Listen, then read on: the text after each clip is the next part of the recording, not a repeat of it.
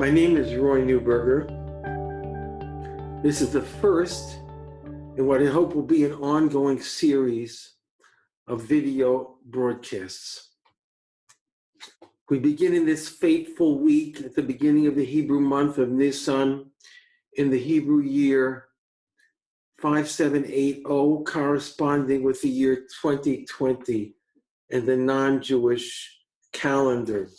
We stand before the fateful day, the beginning of the year, the first of the Yomim Tovim, the Jewish holidays, the beginning of the cycle of Jewish holidays, the mighty holiday of Pesach, Passover, draws near.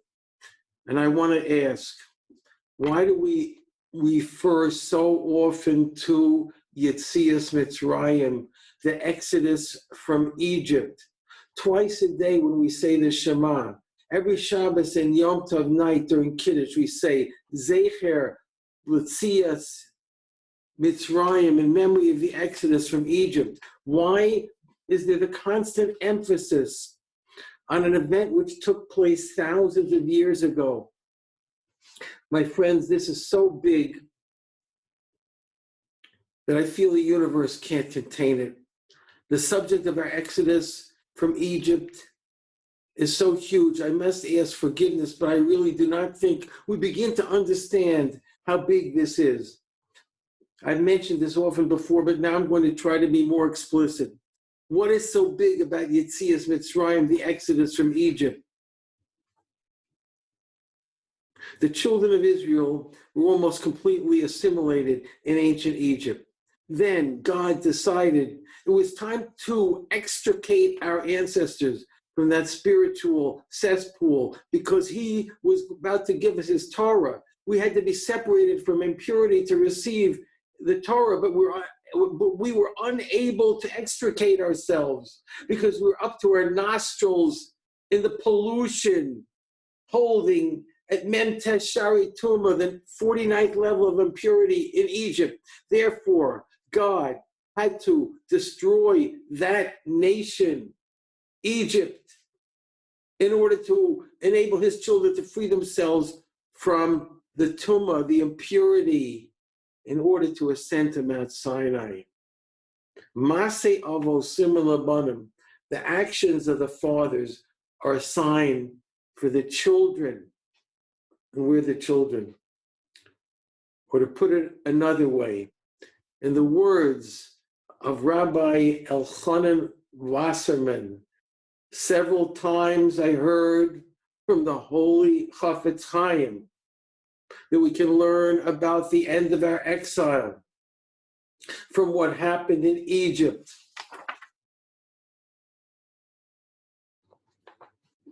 Or, to quote Rabbi Yaakov Feitman, the Baal HaTurim writes that the future redemption with Mashiach, the Messiah, will be just like the redemption from ancient Egypt. At that time, we were not allowed to go out of our houses because there was a plague upon Egypt. When Mashiach comes, we will be homebound as well. And this, Rabbi Feitman continues, the source of this is a passage in the Baal HaTurim. The source of this Baal HaTurim is a passage from the prophet Micha, which says that the ultimate redemption will mirror the redemption from Egypt. So we have learned that the end of our own contemporary exile will replicate events in biblical Egypt. In other words, Hashem will desire once again to give us the Torah, but we may once again be submerged in a powerful foreign culture. That means that God may once again have to do what he did then, namely to destroy the culture in which we were submerged, so that there is nothing left for us, his children, to cling to, which will prevent us from embracing his Torah with all our heart and all our souls and all our resources. This may mean that the entire world civilization in which we all live today, whether it is the Western world, whether it is the Islamic world, even the Oriental world, may be destroyed. so that we are forced to detach ourselves from it the way our ancestors were forcibly detached from ancient Egypt. Please understand the cosmic implication of these words. I do not think we're understanding this, and I do not think we're understating this either. It is a huge thing to process. And if in fact it happens, and I'm not advocating anything, I'm just observing what seems to be happening, then every single person's life will hang in the balance, and the only determinant of whether we survive will be whether we are loyal to God. Just as the only Jews who survived the collapse of ancient biblical Egypt were those who were loyal to the mission of Moses, Moshe Rabbeinu. I must say that the collapse of the surrounding civilization does not look at this point like such a far-fetched possibility. As I write, the entire world is reeling from the effects of a microscopic threat which was unknown until December 31st, 2019, the day before the year 2020 began. We read cosmically powerful Torah this Shabbos, and this week's Haftarah. The prophet says, behold, the day is coming, burning like an oven. All the wanton ones and the evildoers will be stubble, and the coming day will set them ablaze, says Hashem, master of legions. It will leave them no root or branch.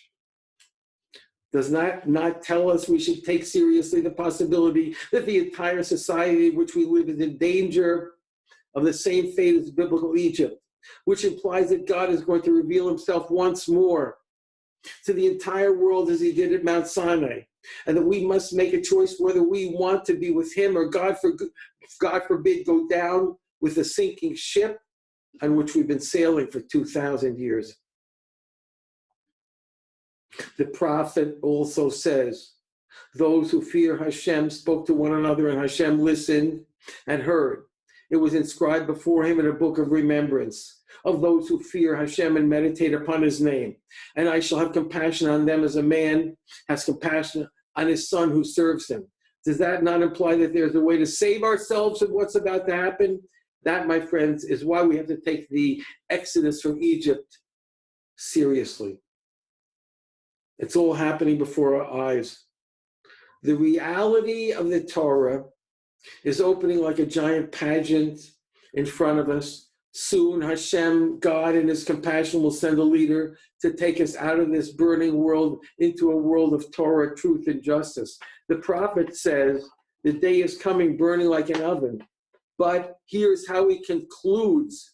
For you that revere my name, a sun of righteousness will shine forth with healing on its wings, and you shall go forth and prosper like fatted calves.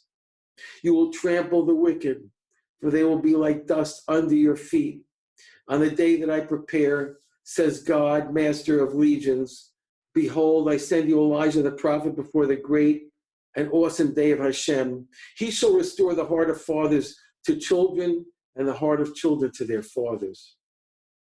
My friends, I wrote a book which was finished almost a year ago, but it seems to describe very accurately what is going on in the world today. The book is called Hold On, Surviving the Days Before Mashiach, and we certainly seem to be in the days before Mashiach right now. If you would like, you may buy this book at Jewish bookstores in Israel or the US or Jewish communities around the world. If the bookstores are delivering, you may also buy it online through our website. I'm going to give you the website, www.2020vision.co.il. You may also order it at Amazon.com, either as a physical book or it is available as an ebook, and the publisher of this book is Mosaica Press. I want to make sure you're aware, however, that our book distributor is currently temporarily out of books. The physical book is temporarily out of stock because of high demand. Hopefully, that will be rectified soon. We're sending more books as I speak. Additional books should be available this week, and more are on the way from Israel. In the meantime, again, the book is available as an ebook on Amazon.com. The title is Hold On, Surviving the Days Before Mashiach by Roy Neuberger. I want to end with a blessing. This year, may we see the rebuilt Yerushalayim. It may really happen this year. This is a realistic hope as we see the mighty cultures that have imprisoned us for 2,000 years in danger of collapse. We beg the Master of the universe to save us and allow us to do tshuva, to return to him with full hearts and total devotion, so we may enter the great new world that is just over the horizon. As it says, may you shine a new light on Zion, and may we all speedily merit its light.